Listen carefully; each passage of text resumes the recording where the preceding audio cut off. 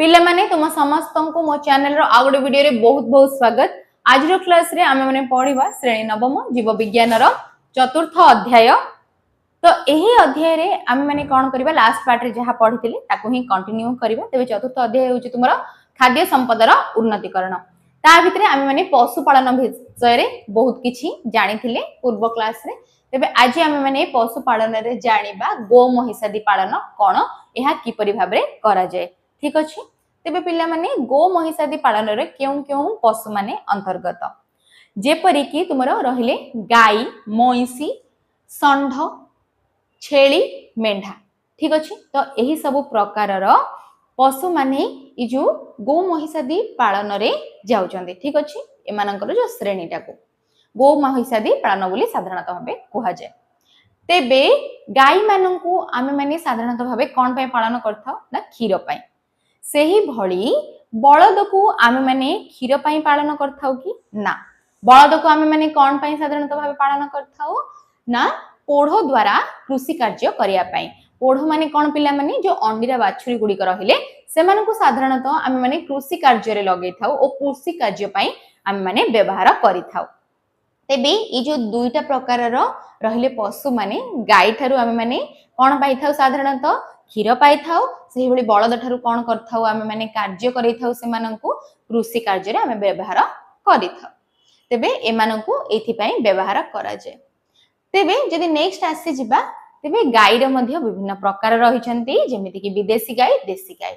तेबे पिला माने विदेशी गाई रो अर्थ कोन तेबे विदेशी गाई ता भितरे को गाई आछंती प्रथमे सेटा जानि नियो जर्सी ब्राउन स्विस। ठीक अछि।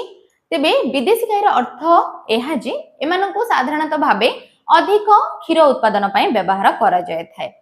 किंतु जदि तुमे माने ता तुलना रे देशी गाई देखियो देशी गाईर उदाहरण होउची कोन ना लाल सिंधी और सहीवाल। ए सब गाई मानंकु कोन पय पालन करा जाय। तेबे एमानंकु कोन पय पालन करा जाय कारण एमानंक ठारे रोग प्रतिरोध शक्ति अधिक तेणु करी देशी गाई मानंकु पालन करा जाय।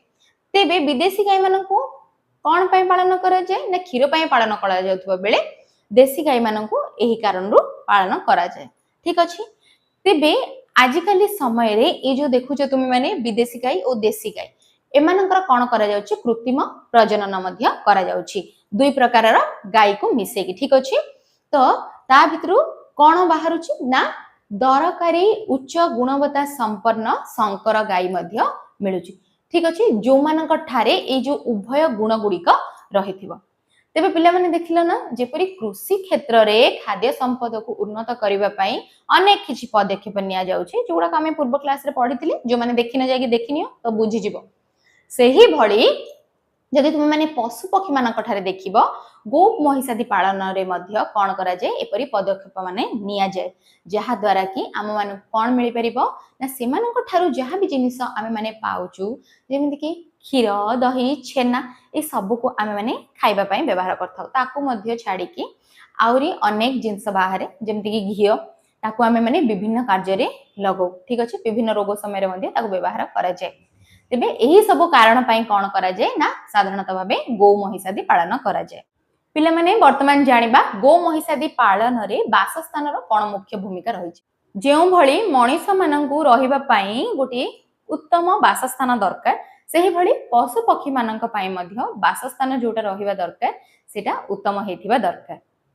तेबे जेउ परिवेश रे बा जेउ भल परिवेश रे जदी प्राणी माने बढ़ी पारले तेबे सेमानंक ठारो मिलुथुबा जिनिस मध्य उत्तम धरणर हे परिबो।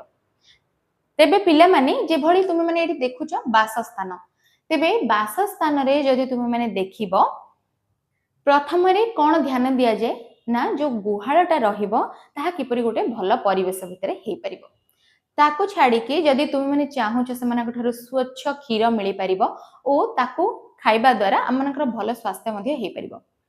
आउ कोन ना ए जो गो महिषादी सेमानकर मध्ये स्वास्थ्य ठीक रहया दरकार एथि पय। तेबे सेथि पय उत्तम बासगृह बा गुहाळ ए सब किभली भाबरे हेथिबा दरकार।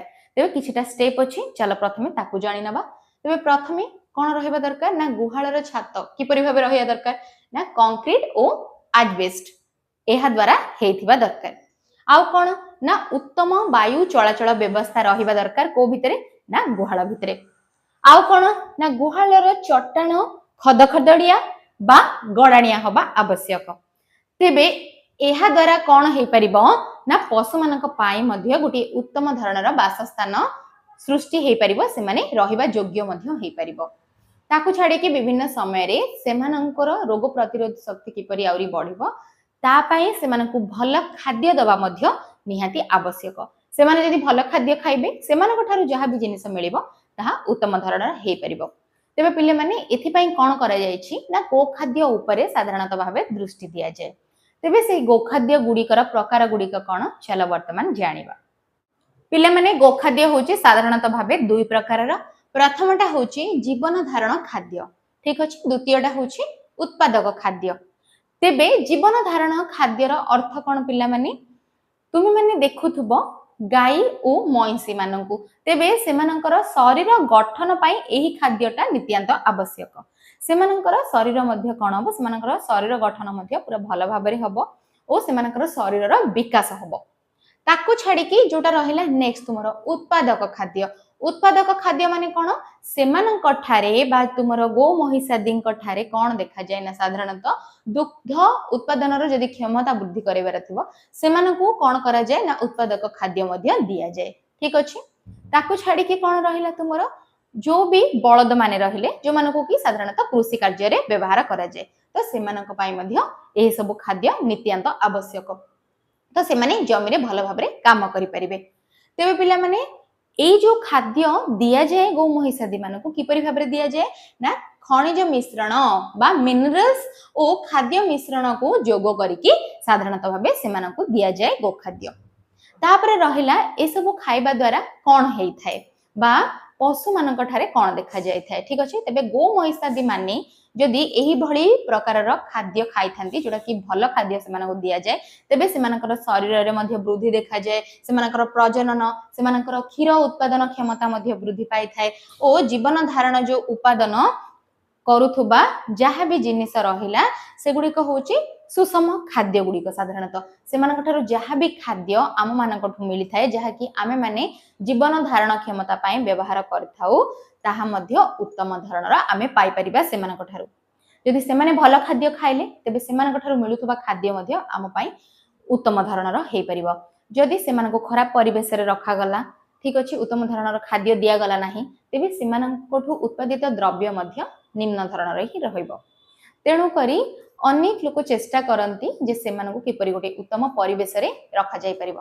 तेबे आजिकाली देखिबा को मिलुची जे काम सरी गला परे सेमानकर उचित ध्यान दिया जाउ नाही जहा कि अत्यंत भूल तेणु करी आमे माने सारा जीवन कोन करथाउ सेमानक ऊपर निर्भरशील जेहेतु आम मानक ऊपर मध्य आम मानकु सेमानक ऊपर मध्य दृष्टि देबा पई पड़िबो तेबे सेमानंकर दायित्व आमे माने किपरि सुचारू रूपे नै परिबा सेथि प्रति मध्य ध्यान देबा को पड़िबो विभिन्न समय रे सेमानंकु होउथबा रोग मानकु मध्य नियंत्रण करबा को पड़िबो तेबे पिला माने गो महिषादींक ठारे विभिन्न प्रकार रोग कोन सेगुडी को किपरि भाबरे नियंत्रण करा जाय ताहा आमे नेक्स्ट क्लास रे पढिबा आजिर क्लास रे आमे माने एतिकी ही पढिबा ठीक अछि जदि वीडियोटा भल लागिला चैनल को लाइक शेयर और सब्सक्राइब करबा को जमार मध्य भूलिबनी बेल आइकन को प्रेस कर दबो मोर सब वीडियो रो नोटिफिकेशन तुम मानक पाखरे पहुंची जिवो।